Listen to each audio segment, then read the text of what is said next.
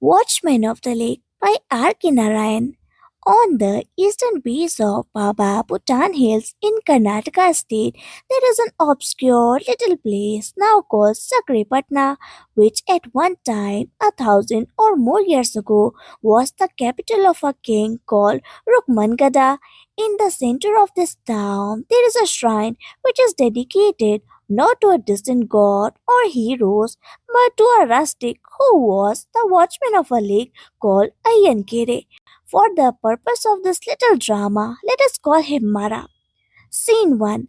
A village at the foot of a hill, road menders at work.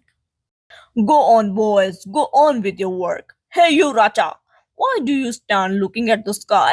You there, you fresh dog? I'll push you into the stream if I catch you again gossiping with your neighbor. Just think for a moment, fools, how we should all look if the king suddenly came upon us. Just think, he will be here this time tomorrow. Anyway, what makes you all so merry? Let me know and share the joke. Why are you both laughing? Master, we are doing our work all right, but But what? it's Mara. Oh, Mara, what about him? Is that lunatic anywhere here?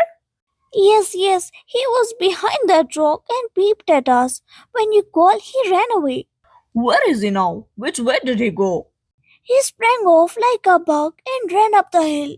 Here, stop all work. Put down your spades and crowbars and run and close around. Stop always out. Catch that thief and bring him here. Stun him with a blow if he resists. Bring him at once. Go. The workmen threw down their implements and scattered about. They returned, crying, Master, here he is. Mara, you worthless dog. Haven't I told you to keep away from here? Yes, my master. What do you mean by coming here and disturbing my workmen? I am not disturbing them. I am here on my own work. Let them go on with theirs. Don't talk of your work, fool. You are a lunatic. Know it. Don't imagine you have any kind of work. The only work you have now is to disappear. Why so? Don't ask. I have told you the reason 20 times. The king is passing this way, and I don't want him to know that our village has such fools as you. I don't feel I am a fool. Now listen, keep out of our view the next 2 days when the king passes this way and back. Otherwise, I will have you locked up in the salab behind that old temple. I will sit there and pray. If that god in the temple thinks I have work to do, he will take me out. Once again, the goddess of the river came to me in the dream and said, The king is coming this way. Tell him about the tank. He will listen. Don't tell me that again. And you and your dream. I felt tempted to kick you. What have I said to offend you so much, sir? Are you jealous that the goddess come to me rather than you in a dream? Shall I repeat the very words she uttered? No, be off, and like a good fellow, keep to your backyard till the king departs. I will give you a fine gift if you behave yourself. Another person has already given me the greatest gift any man could give. Shall I say who that person is? Oh, who is that great man? My father-in-law. Stop laughing, everyone. Come here, Bhima. Throw down your crowbar. Yes, master, I have come. What is your command? Bind this fellow hand and foot and throw him into the cellar behind the old temple and keep him there till the day after tomorrow. Do you understand? Yes, master. Scene 2. Trumpets blowing, restrained cheering of crowds announce the arrival of the king. As the king is about to pass under a tree, someone jumps down from its branches. Immediately a voice crying, Where did he jump from? Who is he? Hold him. Silence! Who is this man? Your gracious majesty, this man. We will hear the man himself speak. Let him be brought forward. Who are you? Where did you drop from? Your gracious majesty, I am an unworthy dog, but I have a word to convey to your gracious ears, and after I have uttered it, I shall gladly allow myself to be trampled under the feet of the mighty elephant which bears your royal person. Where were you all the time? In the tree? Yes, your majesty, I was there since this morning. I knew the royal passage lay here. Waiting in a tree? You could have asked for an audience. They stoned me at sight and commanded me to take myself out of the village. When I still appeared, they bound and threw me in the cellar. But the man who was my jailer, though a giant in appearance, has the soul of a baby. He let me go when he heard of my dream and the command of the goddess, and I slipped out unseen and climbed this tree and hid myself in its leaf, waiting and praying for your majesty's gracious arrival. What do you want? Now listen to me, Most High. Where your majesty now stands is a sacred spot. There once stood the great Hanuman on the day Lakshmana was wounded in the battlefield at Lanka and lay a deadly faint. Guided by the omens, Hanuman came here, and then he went up the mountain in whose shadows your majesty is resting now. There on its crest he found Sanjeevani. He flew to Lanka with it, and its breath Yama's messengers fled, and Lakshmana rose to his feet with a new life. Such was the power of Sanjeevani, and where it grew there arose a stream, which came down the mountain and now flows past your majesty's feet. It is called the Veda. Its water is the very lifeblood of your majesty's humble subjects. Do the waters flow on all the months of the year? Your Majesty, I am coming to it. The water had flowed on since the day Hanuman took the Sanjeevani. Its birth is the fleeting mist of the mountain top, and it dances its way through the rare flowers and forest before it comes down to our village. And what do we do? My lord, here I will repeat the command of the goddess. I saw her in a vision as I lay in my hut. I had never seen her before. She stood before me, her tresses flying in the wind.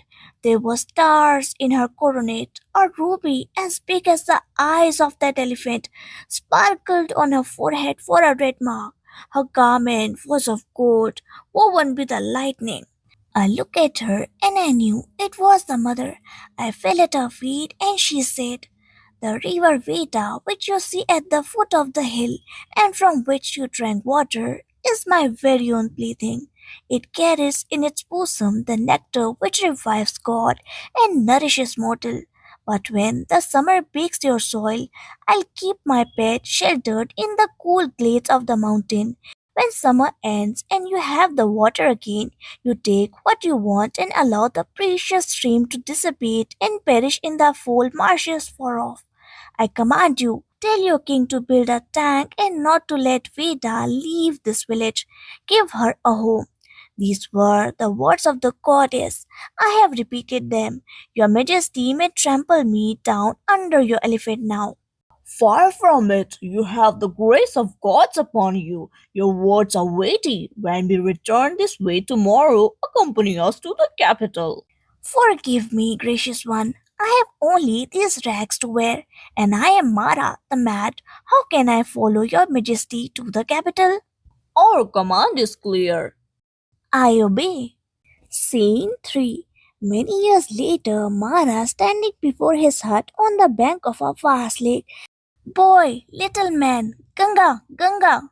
Father, I am coming. Where are you gone, little man? Here I am, father. You are shouting as if something or the other had happened. I was only behind that tree watching. What were you watching? There is a man fishing in the lake. Fishing? Fishing? Where? Hey man, get up! What are you doing here? Nothing. Nothing? Then why that rod and hook in your hand? And how did all the fish came into your basket? No, I was not catching fish. I speak the truth. I have been the watchman of this lake for years and I have came across hundreds of storytellers like you. This is my last warning to you. If I see you again with that rod and hook, I will push you into the water and the fish will feed on you. Do you understand? Now here, go your fish back where they belong. Do you see, my son? When I am gone, you will be the guard here. This is what you must do with the killers, whether they come with arrow for the gulls which skims over the water or with a rod for the fish. This place is sacred and belongs to the goddess, and her command is that nothing that flies or swims or walks in these parts should ever be killed. From my hut I have seen at dead of the night a tiger came down from the mountain, slacking its thirst at that distant corner, but even that has to go untouched. Such is the command of the goddess and the king. Mara, Oh, brother, when did you come? just this moment I left my village at sundown yesterday and have walked without a pause. Come into my hut and have some food. There is bound to be something you can munch, though nothing very good. My wife is away. I and my son are running the house. I have come all the way to ask a favor of you. You know, our village is the farthest in our king's domain, and crops parch up, and cattle are dying of drought. Will you give us some water? Certainly, brother. It is here for all the king's subjects to take. Tomorrow I will come with you and see where you can lay the channels, and as soon as you have done it, the water is yours. It will be led to you according to the law laid down by the king. Do you notice there is a heart of the lake mudding? It was sapphire like only a moment ago. Oh, see those clouds at the mountain top. There is heavy rain there. Veda is swelling and carrying mud and flood into the lake. I must keep an eye on her tonight. Boy, come here, let us go in. I fear there will be heavy rain on us soon. Scene 4. Late at night, a torrential downpour in a shrieking storm. The king's palace. The bell at the palace gate ringing incessantly. Who is so urgently summoning me at this hour? What has happened in this terrible night of the storm? Go down and see who it is. The bell stopped ringing and the sound of footsteps are heard. Who are you, man? What has happened that you should be calling us at this hour? I am Mara, watchman of the lake, most high. Oh, Mara, how different you are now, battered by this rain, with your hair plastered on your face and all that water dripping down. I beg your majesty's grace for bringing my present here in state. I have came running, battling with roaring wind and through slush and raging torrents. Forgive me, your majesty. I am trembling with a message within me. May I utter it? Yes, My lord, it is about the leak. It is about the leak. I feel faint to mention it. It is about to smash its bounds. Mara, are you mad? Are you sure your mind is your own? Your Majesty, till the evening there was no sign of a coming rain. It was a beautiful bright day, unruffled. The lake mirrored the blue sky on its bosom, but at dusk the sky darkened. I called my son in and shut the door of my hut. Raindrops pattered my roof. At midnight the wind rocked my hut. I got up and went out. Oh, tell me, is the lake is going to break? Your Majesty will know it presently. I rose from my bed and went out. Oh, I have never seen anything more terrible in my life. My lord Veda was thundering down the mountain. The wind shook the earth. I went to the edge of the water. The wave rose to a man's height and hammered at the bank. The water level was just a hair's breadth below the shore. Any moment it might heave and flow over. Mara, what's the lake? What is to happen to all of us? I fell down and prayed. The goddess stood before me. Her tresses were wild. Her eyes gleamed with a strange light. She carried a sword in her hand and she splashed her forehead with vermilion. I cowered at the sight of her. Get up and hear me intently, she said. I am the goddess of the lake, and that river Veda is my plaything. Clear out of your hut at once. Mother, save me. What is going to happen? I asked. I am going to kick away the miserable stones you have piled up to imprison the waters of my Veda. I am going to destroy your tank. Mother, we have put it up at your command, I said. Yes, and now I want to destroy it. It is my moon now. Veda is my plaything. I created it when I want it, and I will splash away its water when I like it. Who are you to stop me? She replied. Mara, are you speaking the truth? Your Majesty, may my son and wife perish if there is a word of untruthful in what I am saying. Go on with your story. I pleaded with her. I pointed out to her the vastness of the lake, the water stretching the length of the hill and going in a bend out of sight, the whole of it kept back by the bank, which would take quarter of a day to cross. But all that she would say to it was, "Why do you make much of it?" I told her that all of that water waited like a crouching tiger and would spring upon the 100 villages and towns and the king's capital beyond, if the bank was removed. She laughed at it and flourished her sword. I pleaded with her for hours to spare us and have pity on us poor mortals, but she was not to be moved. A most terrible and reckless mood of destruction seemed to have come upon the goddess. I fell on the wet ground, prostrated before her, and begged, "A poor mortal like me cannot stop you, O divine mother, but grant me this. I will run to the capital and inform the king, and return. Till then, stay your hand. When you see me here, you may carry out the devastation." "Yes, I grant this. I will wait until you have told the king, and return," she said, "and here I am, your majesty." Mara, are you sure you saw and heard all this? "How can I prove it to my lord? Here you can see the mud on my clothes. When I fell prostrate before the goddess, all this mud stuck to me." I dare not think. I do not know what to do. In a moment or less, I end this place and my subjects. All right, nothing so good as preparing for an end. Hey, call someone. Let an announcer go around with a beat of drums and announce to the people and to everyone in my kingdom that it is the last day of the world. The deluge is upon us. Tomorrow the sun will rise upon a lifeless land. "Your majesty, I have a suggestion." Tell me what you have to say. "The goddess will keep her word. She has promised to wait till she sees me back there. Make it impossible for me to return there, your majesty." How? "If your majesty's sword is here, Oh no, what a horrible suggestion. or send for the executioner, my lord. My son is still sleeping in the hut. My last request is this: when I am gone, make him the watchman of the lake, and after him his son, and then his son's son, to the last generation of our family."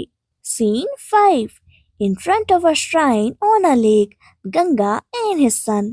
"Son, come here." "Coming, father." "Where were you all this time?" "I was watching the gulls flying over the lake, father." Well, didn't you know this was the hour of the worship at the shrine?" "Father, I forgot."